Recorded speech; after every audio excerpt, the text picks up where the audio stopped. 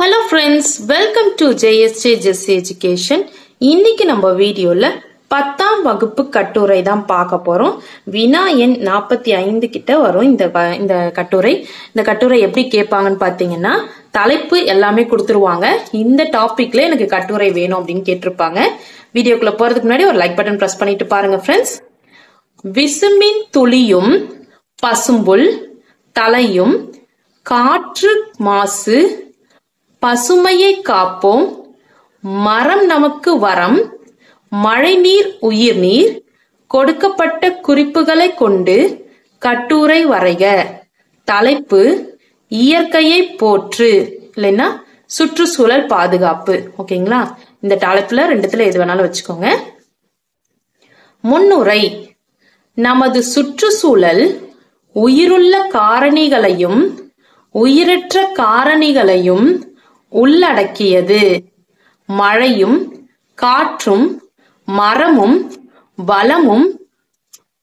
வளமும் ஒன்றோடு ஒன்று பின்னி பிணைந்தவை அல்லவா? அத்தகைய வளங்களை பாதுகாக்க வேண்டியதன் அவசியத்தையும் வளங்களின் தற்போதைய நிலையையும் பற்றி இக்கட்டுரையில் காண்போம். விசும்பின் துளியும் பசும்புல் தலையும். விசும்பின் துளி வீழின் அல்லால் மற்றாங்கே பசும்புல் தலைக்காண்பரிது என்கிறார் வள்ளுவர். மாதம் மும்மாறி பொழிந்தது இந்நாடு வளமிக்க இந்நாட்டில் தற்போது நீரின்றி வாடும் நிலை ஏற்பட்டுள்ளது. வெப்பமயமாதலும் நெகிழி பயன்பாடும் தற்போது நிலத்தடி நீர்மட்டத்தை பெருக்குவதில் பெருந்தடையாக உள்ளன. அதோடன்றி மரங்கள் அதிக அளவில் வெட்டப்படுவதும் மழைப்பொழிவு குறைவதற்கு பெருங்காரணியாக அமைந்துள்ளது குறிப்பிடத்தக்கது. காற்று மாசு. உங்கள் சுவாசத்தை நிறுத்தும் முன் காற்று மாசுபாட்டை நிறுத்துங்கள்.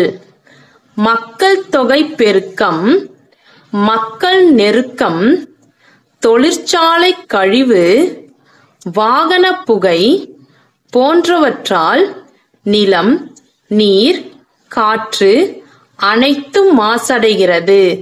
இதனால் தாவரங்கள், விலங்குகள், பறவைகள் போன்றவை சமநிலை பாதிப்புக்கு உள்ளாகி மனித இனம் பல நோய்களுக்கு ஆட்பட்டு அழியும் நிலைக்கு தள்ளப்படுகிறது. இயன்றவரை மக்கள் பொது போக்குவரத்தை பயன்படுத்தி காற்று மாசுபாட்டை குறைக்கலாம். பசுமையை காப்போம். மரம்தான் எல்லாம் மரம்தான் மனிதன் மரம்தான். சூரிய ஒளி, மழை, தாவரம், காற்று இந்நான்கும் பசுமையை நிலைநாட்டுவன. உலக வெப்பமயமாதல், குளிர்சாதன பெட்டி பயன்பாடு போன்றவற்றால் பாதிப்புக்குள்ளாகும் பசுமையை மீட்டுக் கொள்வது நமது ஒவ்வொருவரின் கடமையாகும். இந்த இடத்துல கொணர்வது இல்ல, கொள்வது, மீட்டுக் கொள்வது நமது ஒவ்வொருவரின் கடமையாகும். சேஞ்ச் பண்ணிக்கோங்க.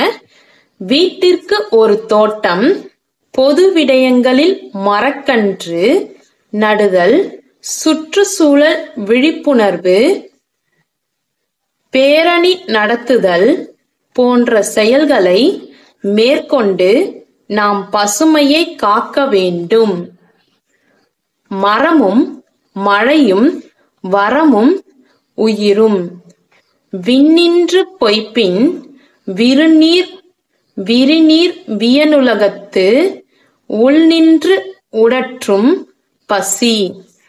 ஒவ்வொரு மரமும் பல்லாயிரம் உயிர்களுக்கு புகலிடம் ஆகும். மரமும் காற்றும் மழைக்கு ஆதாரம். ஆகையால் பசியின்றி வாழவும் தானம் தவம் இரண்டும் தொடர்ந்து நிலை பெறவும் மழைநீர் அவசியமாகிறது.